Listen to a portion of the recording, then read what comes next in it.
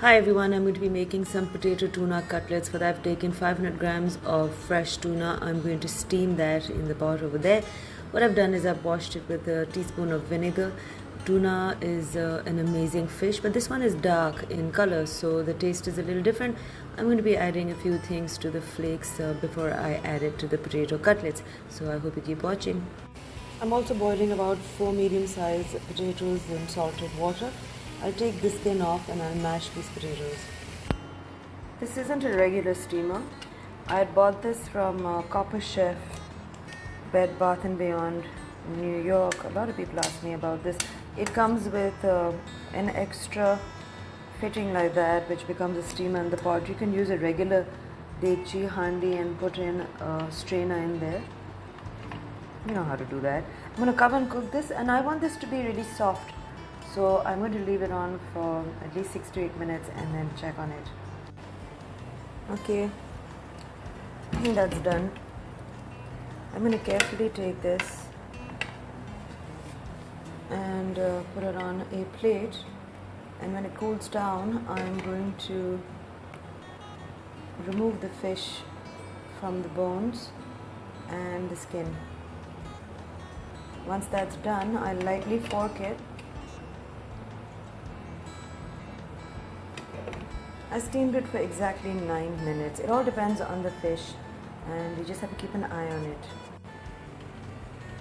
The potatoes are nearly done, and I'm just going to peel it and mash it. In the meantime, I just wanted to show you that a bone like this can be thrown, and then you'll see there's smaller bones over here. You can get rid of that. Just make sure that whenever you flake this, there should be no tiny piece of bone at all. Okay, this is ready. I've removed everything. I just wanted to show you, I've used 500 grams of tuna fish, and this is what's come out. I'm going to be adding these ingredients. I'll use a squeeze of lime. I shall be adding 1 teaspoon of very finely chopped ginger and a little less than 1 teaspoon of very finely chopped garlic.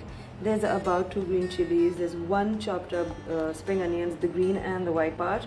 And there's about 2 tablespoons of finely chopped coriander. Add that to this. I've added some salt, pepper, and my favorite ingredient, onion powder. Now, if you notice onion powder kind of clumps up like that, just use your hands to get rid of the clumps. Mix this well. And to give it a little bit of depth, I've added 1 teaspoon of mustard and, goodness, it's not coming out, at least a tablespoon of mayonnaise. That's done, and I'm just going to mash these potatoes. There's another recipe of fish cutlets on my page. Like, you have to scroll down because I made it maybe a year and a half ago. I love crab cakes, tuna cutlets, so this is a lot of effort, but for me it is totally worth it.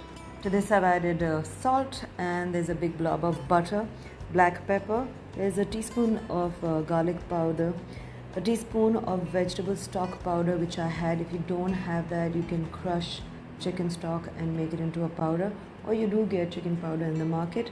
That's 1 teaspoon of red chili flakes, that's 1 teaspoon of parsley flakes dried, and some lemon. I'm going to mix this and check if I need anything else. And to bind all of this, I'm going to be mixing 1 egg. Let's get our hands into this. So much fun, so therapeutic. I rolled the potatoes out like that, and I flattened it, and right in the center I have put some tuna. Now the amount of tuna I made is for clearly more potatoes. So I used 5 potatoes, but to use this entire lot of 500 grams of tuna flakes, which actually comes down to very little, you need at least 8 to 10 potatoes. Round it off like that. Basically what you do is fold the sides and tuck the tuna in, and then just smoothen it like that. It should look like this, and I'm just going to dip this in flour and breadcrumbs. Okay, I want you to pick up the potato cutlet and dust in flour, dip it in egg,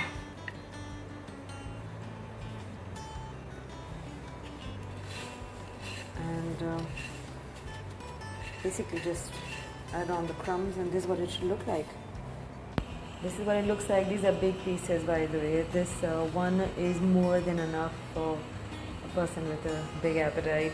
Alright, so I have some oil in a pan right here waiting for it to heat, and I'm just going to fry one and show you what it looks like from the inside. And to check if the oil is done, you take a chopstick like that and see the little bubbles, and there I can see them, so it's done.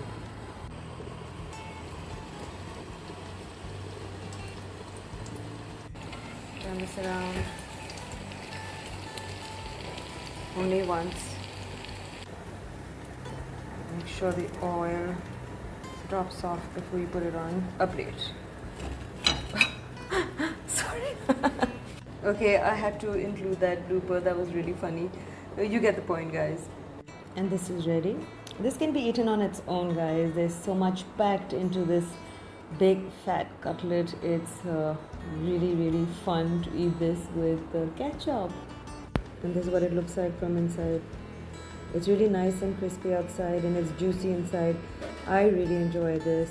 If you take my word for it, then I am sure you would enjoy it too.